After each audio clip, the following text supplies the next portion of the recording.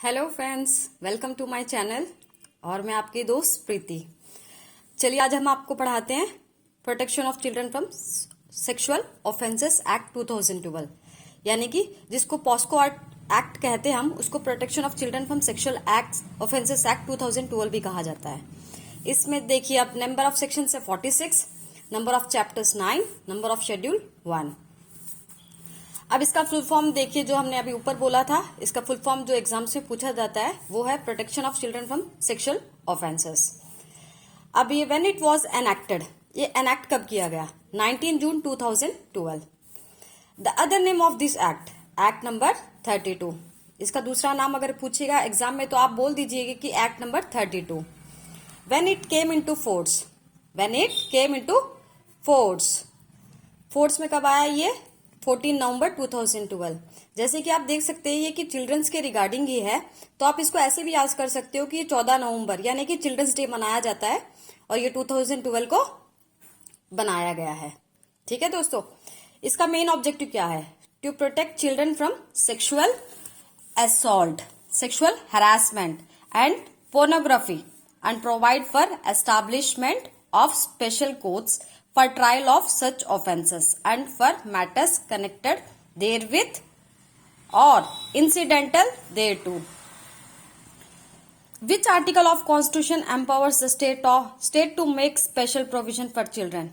कौन से आर्टिकल के दिया गया है कि ये चिल्ड्रंस के रिगार्डिंग एक्ट बनेगा? Article 15 clause 3। On 11 December 1992, Government of India acceded which convention that was adopted by the General Assembly of the United Nations? फिर से रिपीट करती हूँ, सुनिए। On 11 December 1992, Government of India acceded which convention that was adopted by the General Assembly of the United Nations? Convention on the Rights of the Children, childrens के rights के ऊपर convention बनाया गया था।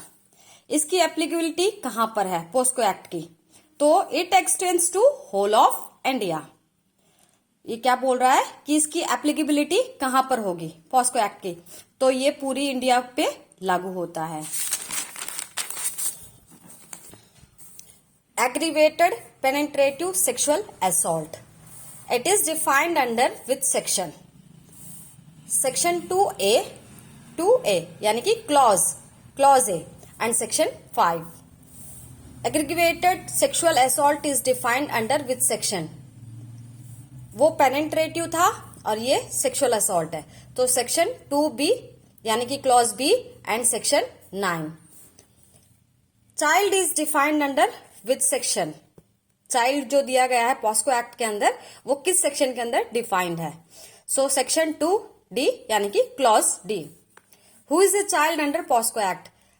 चाइल्ड का मतलब ये पूछ रहा है कि पॉस्को एक्ट के अंदर ऐसा कौन सा चाइल्ड है जो आता है। Child means below the age of 18, यानी कि वो अभी तक मेजर ना हुआ हो, जो 18 ईयर्स के नीचे हो। Child pornography is defined under which section? Pornography section 2DA clause DA. When child pornography section 2DA inserted, जो हम लोगों ने अभी पढ़ा कि पोर्नोग्राफी किस सेक्शन में दिया गया है, वो है 2DA क्लॉज। अब उसको कब इंसर्ट किया गया? Protection of children from sexual offences act 2019 with reference to 16/8/2019। ठीक है, अब आगे देखते हैं। चलिए, penetrative sexual assault is defined in which section? Section 2F and section 3। देखिए फिर से रिपीट करती हूँ, यहाँ पे एग्रीवेटेड पेनिट्रेटिव था, यहाँ पे एग्रीगेटेड सेक्सुअल असॉल्ट था, तो इन दोनों में डिफरेंस है। और वैसे ही इस क्वेश्चन के अंदर भी आप देख सकते हो पेनिट्रेटिव सेक्सुअल असॉल्ट बोल रहा है, तो वो दिया गया है section 2F and section 3। Sexual assault is defined under which section? अब सिर्फ सेक्सुअल असॉल्ट के लिए पूछ रहा है ये, so section 2I and section 7। Sexual harassment is defined under which section? ये जो बोला गया था ये तो असॉल्ट था, सेक्सुअल असॉल्ट, और ये जो बोल रहा है वो हैरासमेंट, तो सेक्शन 2J एंड सेक्शन 11। ये आगे पीछे हैं, नोटिस करिए, ये याद हो जाएगा आपको, इजी है काफी। सेक्सुअल, फिर से रिपीट करती हूं मैं आपको, sexual assault is defined under which section? 2I and section 7। Sexual harassment is defined under which section?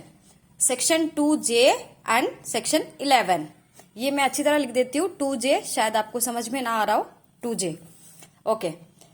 Punishment for penetrative sexual assault is under which section?